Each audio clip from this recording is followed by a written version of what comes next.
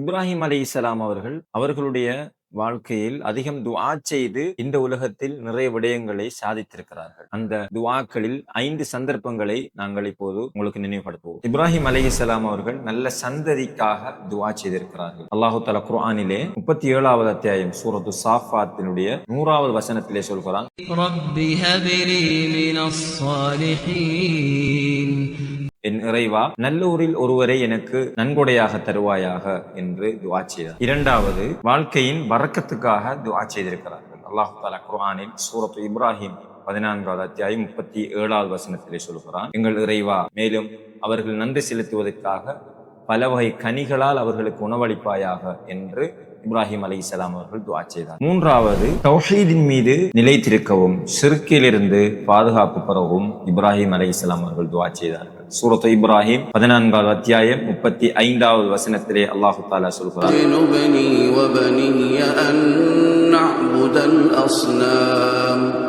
என்னுடைய சந்ததியினர்களையும் சிலை வணங்குவதிலிருந்து நீ பாதுகாத்து விடியா அல்லாஹ் என்று இப்ராஹிம் அலைஹிஸ்ஸலாம் அவர்கள் துஆ செய்தார். நான்காவது, இஸ்லாத்தில் நிலையாக இருப்பதற்கும் ஹிதாயத்துக்காகவும் இப்ராஹிம் அலைஹிஸ்ஸலாம் அவர்கள் துஆ செய்திருக்கிறார். சூரத்துல் பக்ரா 2வது அத்தியாயம் 128வது வசனத்திலே அல்லாஹ் தஆலா அதை சொல்லி காட்டுகிறார், ரப்பனா வஜஅல்னா முஸ்லிமைன் லக வ மின் ذُرِّيَّتِنَا உம்மத்தன் முஸ்லிமத்தன் லக், எங்களுடைய இறைவா எங்களை உனக்கு முற்றிலும் கீழ்ப்படிந்த முஸ்லிம்களாக ஆக்குவாயாக என்று இப்ராஹிம் அலைஹிஸ்ஸலாம் அவர்கள் துஆ செய்தார். ஐந்தாவதாக, இப்ராஹிம் அலைஹிஸ்ஸலாம் அவர்கள் தானும் தன்னுடைய சந்ததியும் தொழுகையை நிலைநிறுத்த வேண்டும் என்பதற்காக துஆ செய்திருக்கிறார். அல்லாஹ் தஆலா அல் குர்ஆன் 14வது அத்தியாயம் 40வது வசனத்திலே சொல்லி காட்டுகிறான், ரப்பி ஜஅல்னி முகீமஸ் ஸலாத்தி வ மின் ذُرِّيَّتِي, யா அல்லாஹ் என்னையும் என்னுடைய சந்ததியினரையும் தொழுகையை நிலைநாட்டக்கூடியவர்களாக ஆக்குவாயாக என்று துஆ செய்தார்.